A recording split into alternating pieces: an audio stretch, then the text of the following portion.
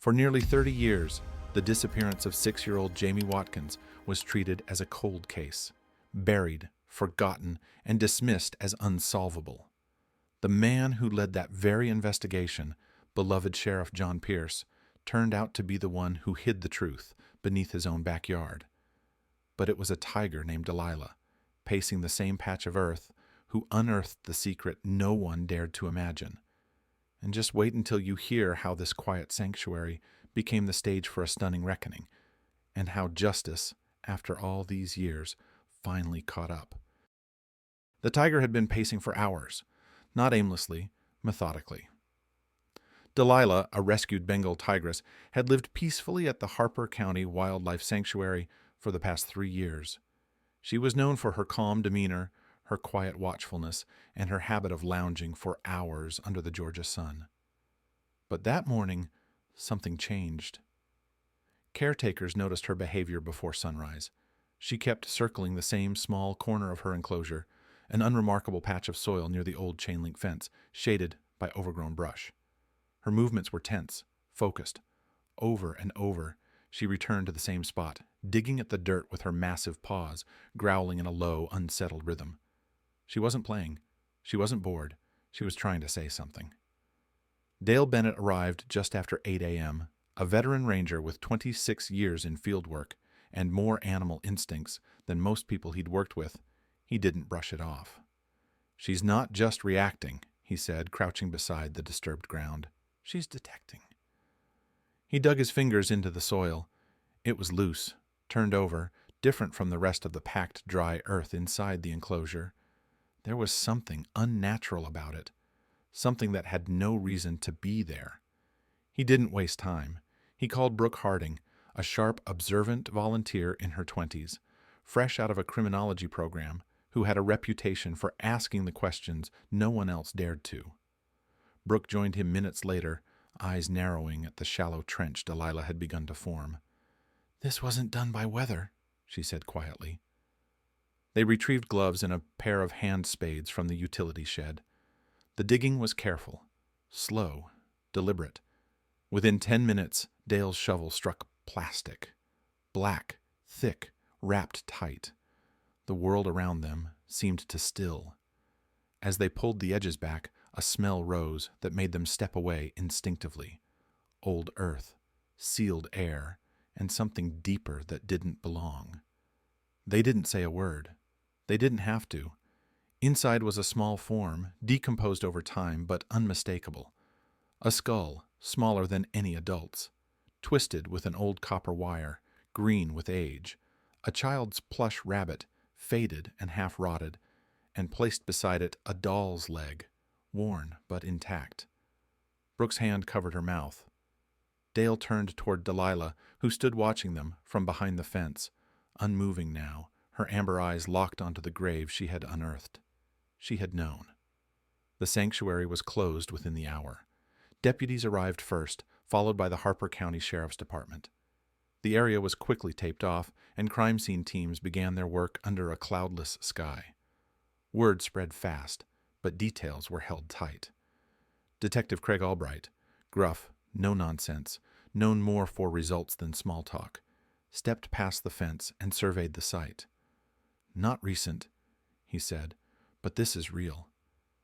And just like that, a case long buried, both literally and in the minds of those who had tried to forget, clawed its way back into the open. What lay beneath that ground wasn't just evidence. It was the beginning of a truth no one had been ready to face. And it started with a tiger who refused to stop pacing. The DNA results came back in just under a week. There was no uncertainty.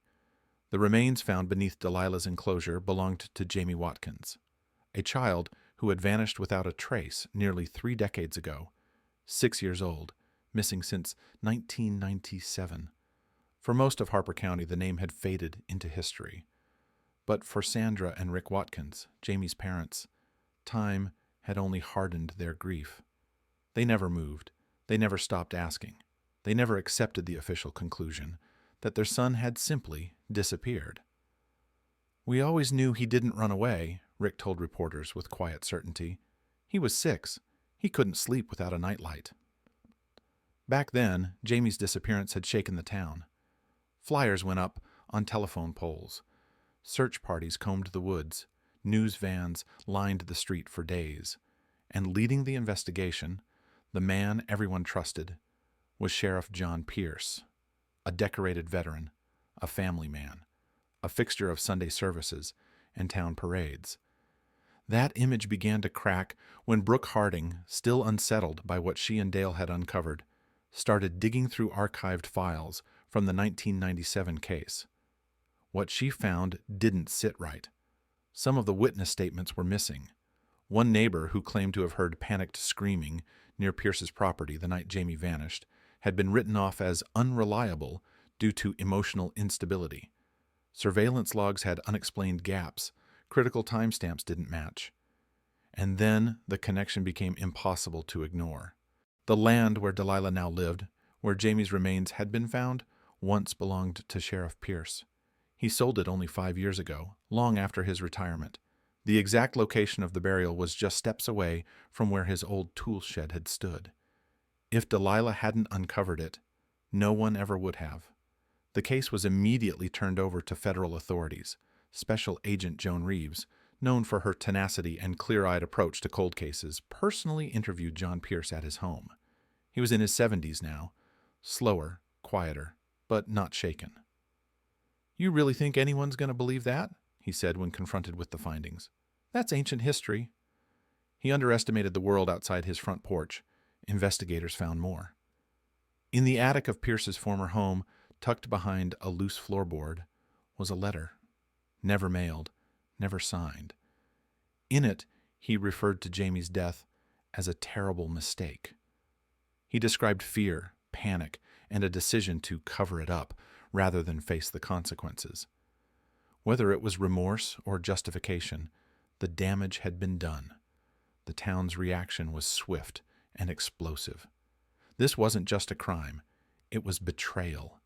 Betrayal of trust, of office, of the very people he'd once vowed to protect. For years, neighbors had respected Pierce. Many had called him a hero. Now they stood outside his house holding signs, demanding justice, questioning every case he'd ever touched. The uniform he once wore with pride no longer meant protection. It became a symbol of everything that had been ignored, silenced, or buried.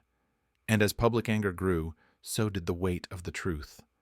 One boy, one trusted man, one truth that refused to stay hidden. John Pierce was arrested without incident.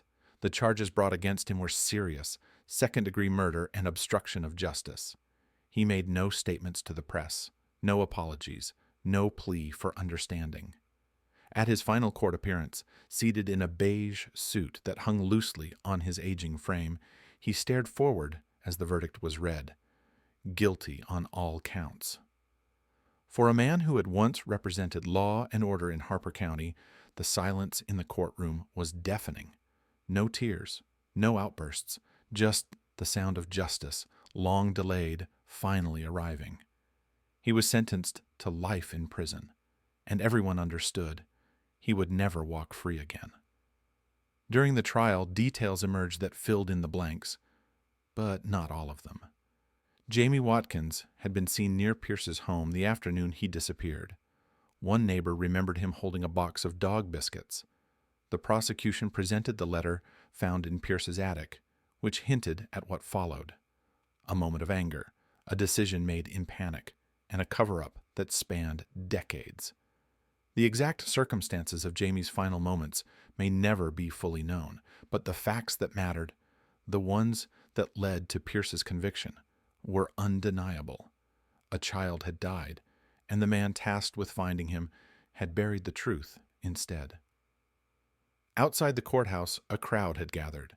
Reporters, neighbors, and people who had grown up hearing Jamie's name like a ghost story passed down through generations. Sandra Watkins stood in front of them, holding a framed photo of her son, taken just weeks before he vanished. Her hands trembled slightly, but her voice was steady. "We never stopped looking," she said. "We didn't know where he was, but we knew he didn't leave us. And somehow Somehow he found a way to come home. There were no cheers, just quiet tears, nods, and the shared weight of closure. Back at the sanctuary, Delilah, the tiger who had started it all, was moved to a larger enclosure overlooking a field. She was given more space to roam, more sunlight, and a view of the place where her instincts had refused to let something go unnoticed. In near the corner of the old enclosure, caretakers placed a small, hand-carved stone marker.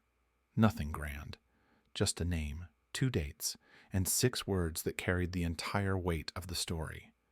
Jamie, 1991-1997. You were found. Since that day, Delilah never returned to that spot. No pacing, no digging, no growls. As if she knew her message had been heard and her job was finally done.